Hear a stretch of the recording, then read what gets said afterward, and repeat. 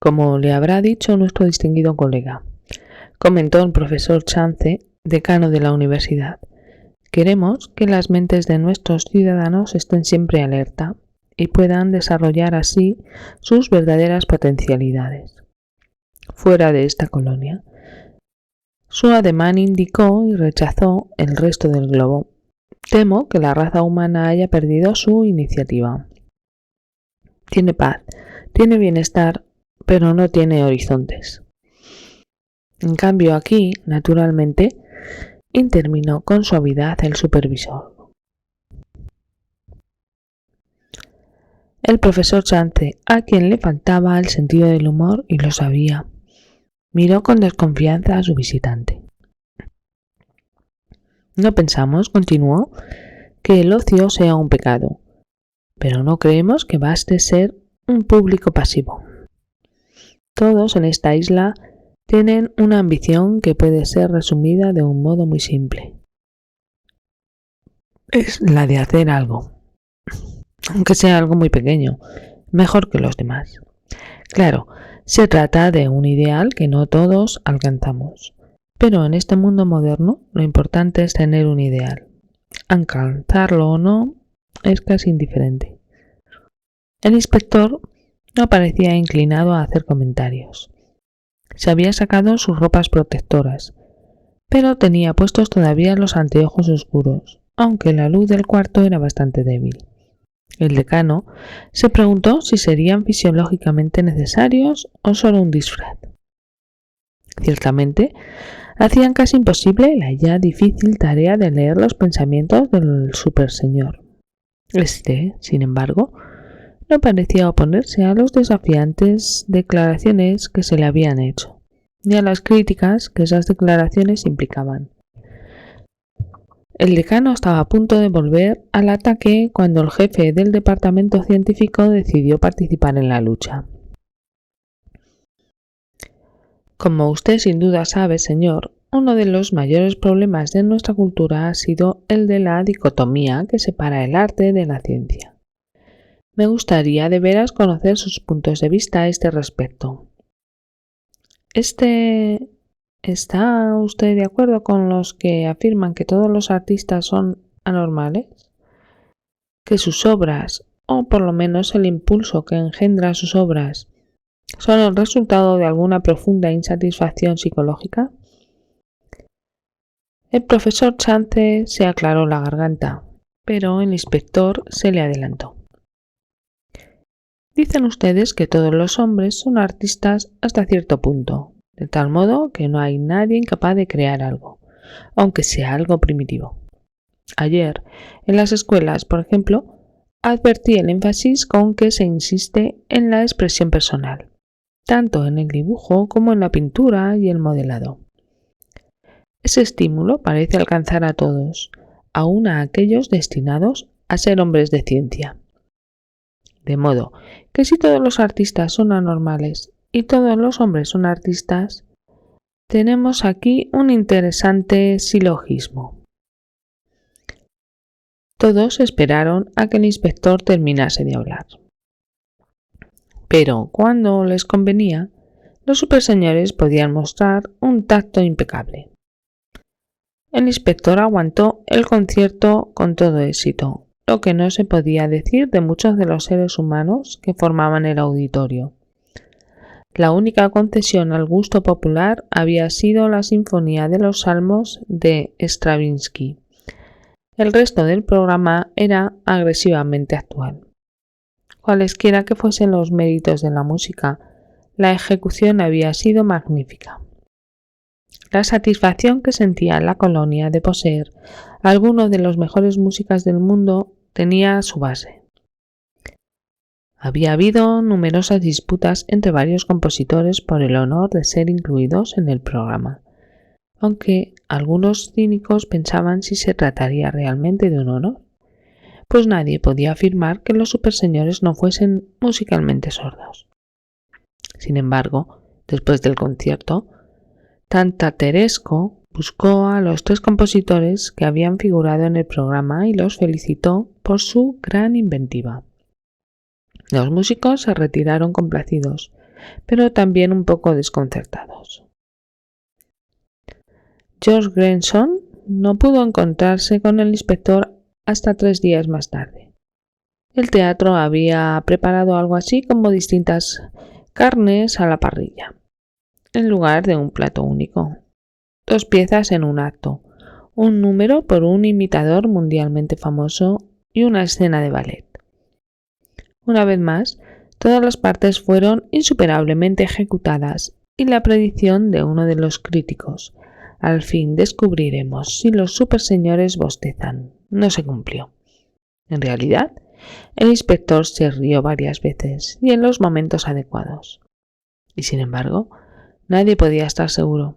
Era posible que el superseñor interpretara una comedia, guiándose solo por la lógica y manteniendo al margen sus propias y extrañas emociones, como un antropólogo que participa en un rito primitivo.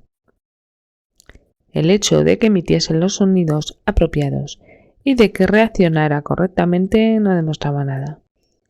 Aunque George estaba decidido a conversar con el inspector, no pudo hacerlo.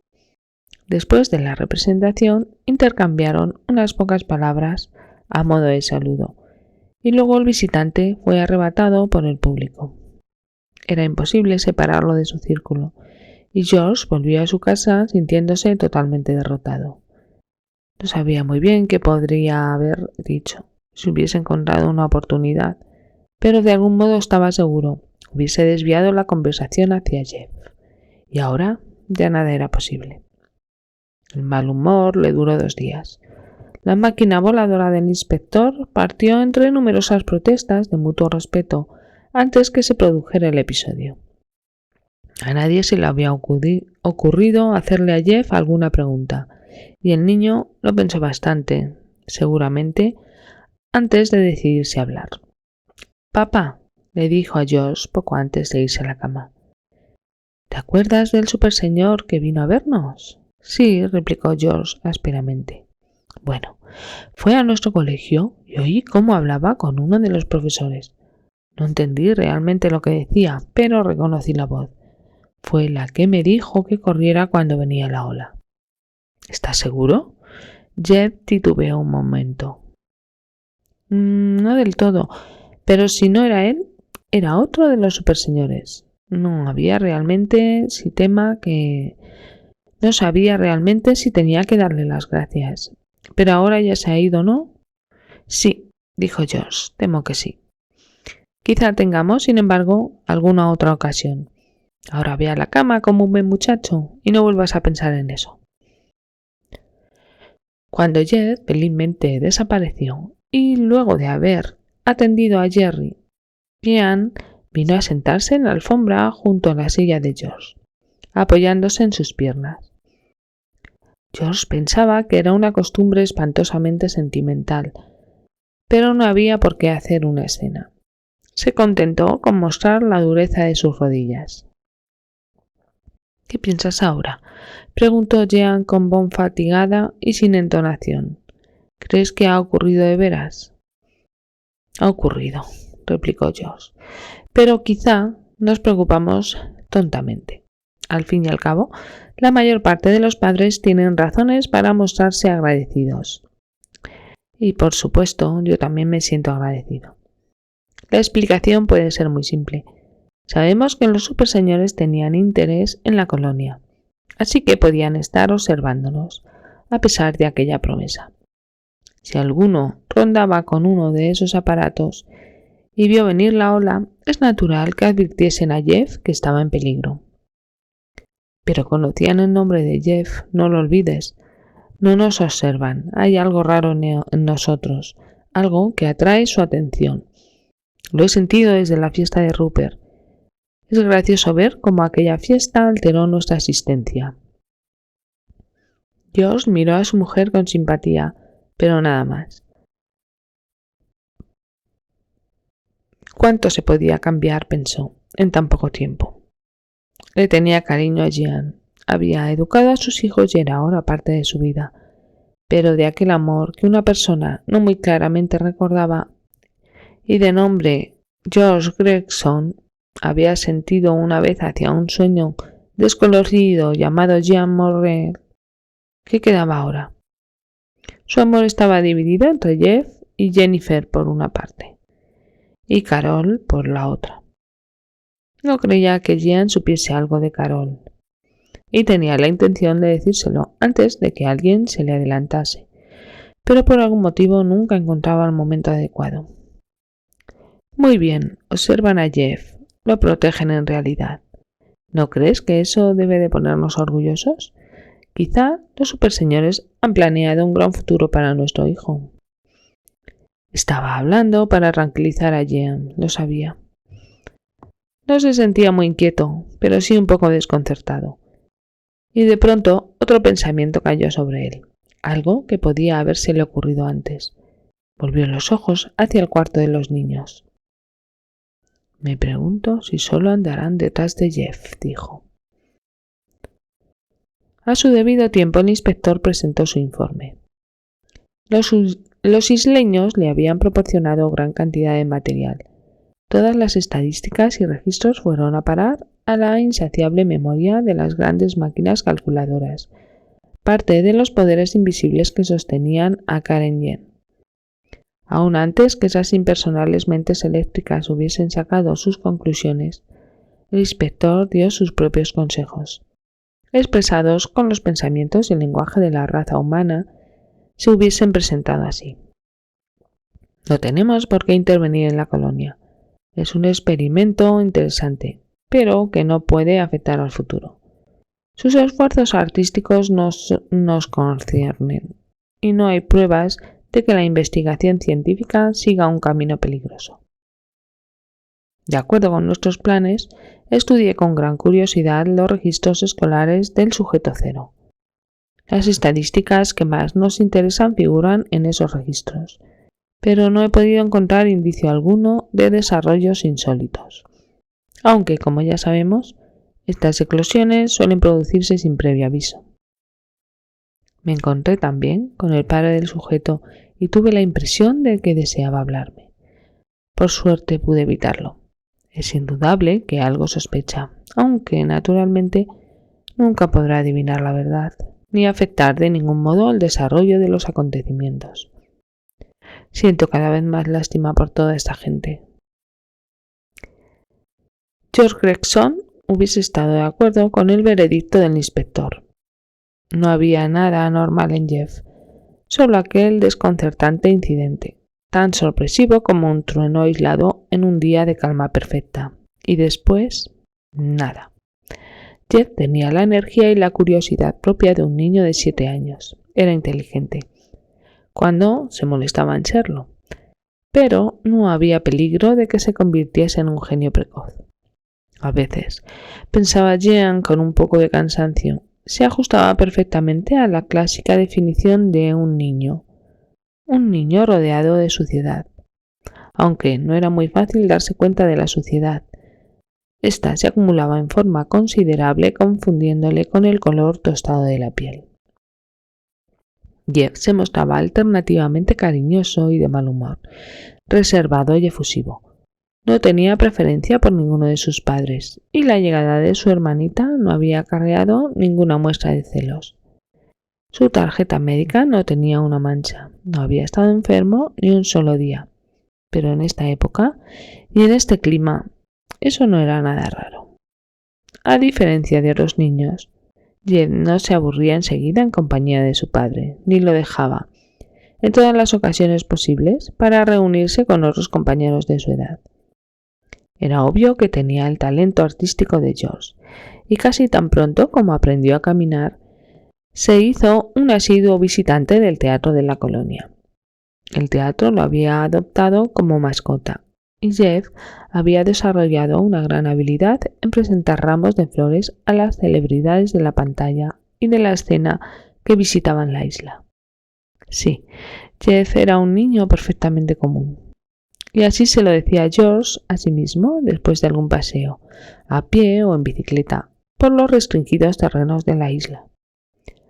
George y Jeff hablaban como lo habían hecho padres e hijos desde los tiempos más remotos, solo que en esta época había mucho más de qué hablar. Aunque Jeff nunca salía de la isla, Podía ver todo lo que deseaba a través de los ubicuos ojos de las cámaras televisoras. Sentía, como todos los colonos, un vago desdén por el resto de la humanidad.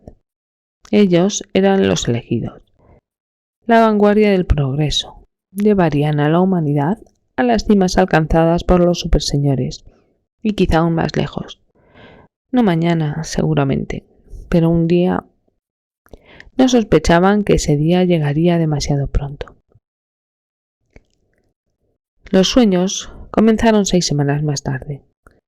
En la oscuridad de la noche subtropical, George Gregson emergió lentamente hacia la superficie de la conciencia. Ignoraba que lo había despertado y durante un momento se quedó en cama, inmóvil, sumido en un pesado sopor. Al fin advirtió que estaba solo. Jean se había levantado y había entrado silenciosamente en el cuarto de los niños. Estaba hablando con Jeff en voz baja, demasiado baja como para que George pudiese oírla. Salió de la cama y fue en busca de Jean. Esas excursiones nocturnas eran bastante comunes a causa de Poppet, pero hasta ahora no se había dado el caso de que George siguiese durmiendo en medio del alboroto. Esto era algo completamente distinto, y George se preguntó qué podría haber perturbado el sueño de su mujer. Solo las figuras fluorescentes de los muros iluminaban el cuarto. George alcanzó a ver a Jean sentada en la cama de Jeff. La mujer se dio la vuelta y murmuró: «No despiertes a Poppet. ¿Qué pasa?» Sentí que Jeff me necesitaba y me desperté. La simplicidad de la frase llenó a George de aprensión. Sentí que Jeff me necesitaba. ¿Cómo que lo sentiste?, preguntó para sí mismo. Pero todo lo que dijo fue: ¿alguna pesadilla? No estoy segura, dijo Jean. Parece que está bien ahora, pero cuando llegué estaba asustado. No estaba asustado, mamá, dijo una vocecita indignada. ¿Pero era un sitio tan curioso? ¿Cómo era?, preguntó George. Cuéntame. Había montañas, dijo Jeff con una voz soñadora, muy altas, y no eran de nieve como las otras montañas que he visto. Algunas estaban ardiendo. ¿Quieres decir volcanes? No del todo.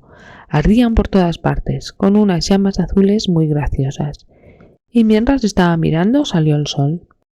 Sigue. ¿Por qué te has detenido? Otra cosa que no puedo entender, papá. El sol salió tan rápidamente y era tan grande y no era del color del sol. Era de un azul muy hermoso. Hubo un prolongado y helado silencio. Al fin George preguntó en voz baja: ¿eso es todo? Sí, comencé a sentirme solo y en ese momento vino mamá y me despertó. George acarició el pelo desordenado de su hijo con una mano, mientras le cerraba el camisón con la otra. Se sintió de pronto frío y pequeño, pero cuando le habló a Jeff, su voz era normal. Fue solo un sueño tonto. Has comido demasiado. Olvídate de todo y duérmete. Sí, papá, dijo Jeff. Hizo una pausa y luego añadió pensativo: creo que trataré de ir allí otra vez. Un sol azul, dijo Karen Jen, no muchas horas más tarde. La identificación no puede ser muy difícil. No, contestó Russell Perak. Se trata sin duda de Alfanidom 2. Las montañas de azufre lo confirman. Y es interesante notar la distorsión de la escala del tiempo. El planeta gira con bastante lentitud, así que ha observado muchas horas en unos pocos minutos. Eso es todo lo que pude descubrir. Sí, no he querido hablar con el niño. No podemos hacerlo. Los acontecimientos tienen que seguir su curso natural y sin interferencias. Cuando los padres quieran hablar con nosotros, entonces quizá podamos preguntarle algo al niño. Es posible que la pareja no intente nada. Y quizá cuando lo hagan sea ya demasiado tarde. Temo que eso no se puede evitar. No tenemos que olvidarlo. En estos asuntos nuestra curiosidad no tiene importancia. No es más importante, por lo menos, que la felicidad de los hombres. La mano de Karenger se extendió para interrumpir la conexión. Continúen la vigilancia, por supuesto. y háganme saber todos los resultados, pero no intervengan nunca. Cuando estaba despierto, Jeff parecía el de antes, pero esto al menos, pensaba George, podían sentirse agradecidos. Pero el temor estaba dominándolo cada día más. Para Jeff se trataba solo de un juego, todavía no había comenzado a asustarse. Un sueño era solo un sueño, por más raro que fuese. Ya no se sentía solo en aquellos mundos. La primera noche había llamado a Jean a través de quién sabe qué desconocidos abismos, pero ahora entraba solo y sin temor en el universo que se alzaba ante él. Por la mañana sus padres le preguntaban qué había soñado, y él les contaba lo que era capaz de recordar. A veces, mientras trataba de describir escenas situadas más allá de su experiencia y aún de la imaginación del hombre, Jeff tartamudeaba y se le confundían las palabras. George y Jean tenían que ayudarle con palabras nuevas y le mostraban colores e imágenes para refrescarle la memoria. Luego trataban de poner en claro lo que resultaba de las respuestas del niño. Muy a menudo no sabían qué pensar, aunque parecía que en la mente de Jeff aquellos mundos de ensueño eran claros y simples. Se trataba solamente de que el niño era incapaz de comunicar sus experiencias. Sin embargo, algo era indudable. Espacio, ningún planeta, ningún paisaje alrededor, ningún mundo a sus pies. Solo las estrellas en la noche de terciopelo, y ante ellas un enorme sol rojo que latía como un corazón, grande y tenue en un determinado momento. Se escogía luego lentamente, brillando a la vez, como si alguien añadiese combustible a los fuegos interiores. El color recorría todas las franjas del espectro, hasta la raya del amarillo, y luego el ciclo volvía a repetirse hacia atrás. La estrella se expandía y enfriaba, haciéndose otra vez una nube desgarrada y roja. Una estrella variable pulsátil típica, dijo Rasenberg ansiosamente, y vista desde una tremenda aceleración temporal. No puede identificarla con precisión, pero la estrella que más se le parece es Ramsadron 9. O podría ser Paranidón 12. Una u otra, replicó Karenger. Está alejándose de la Tierra. Está alejándose mucho, dijo Rasenberg. Podría haber sido la Tierra. Un sol blanco pendía de un cielo azul manchado de nubes que corrían ante una tormenta. Una colina descendía suavemente hacia un océano espumoso mordido por un viento voraz. Sin embargo, nada se movía. Era una escena inmóvil, como vista a la luz de un relámpago.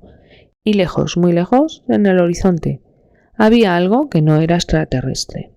Una hilera de columnas envueltas en niebla, que se afilaban ligeramente al salir del océano y se perdían en las nubes.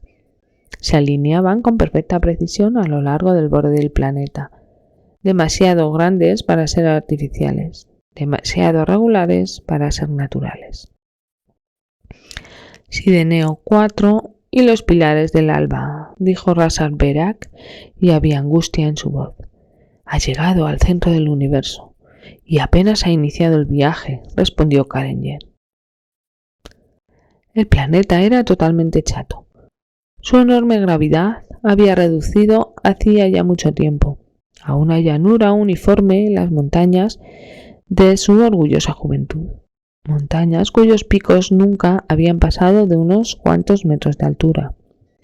Sin embargo, había vida aquí, pues la superficie del planeta estaba cubierta por una miríada de figuras geométricas que se arrastraban, se movían y cambiaban de color. Era un mundo de 2 dimensiones, habitado por seres que no tenían más que una fracción de centímetro de alto. Y en aquel cielo había un sol que un fumador de opio, en el más extraño de sus sueños, no hubiese podido imaginar. Demasiado caliente para ser blanco. Era como un fantasma marchito, situado no muy lejos de las fronteras del ultravioleta, y lanzaba sobre sus mundos unas radiaciones que hubiesen sido instantáneamente letales para cualquier forma de vida terrestre. En un alrededor de millones de kilómetros se extendían unos grandes velos de gas y polvo, que al ser atravesados por los rayos ultravioletas se convertían en innumerables colores fluorescentes. Era una estrella ante la cual el pálido sol terrestre hubiese parecido tan débil como una luciérnaga en pleno mediodía. En Axerak 2. Y ya fuera del universo conocido, dijo Rasalperak. Solo un puñado de nuestras naves han llegado hasta ahí, y nunca se arriesgaron a aterrizar. ¿Quién hubiese pensado que podía haber vida en esos planetas? Parece, dijo Karen Yen, que ustedes, los dedicados a la ciencia, no han investigado mucho. Si esas figuras son inteligentes, el problema de comunicarse con ellas tiene que ser muy interesante. Me pregunto si se imaginarán una tercera dimensión.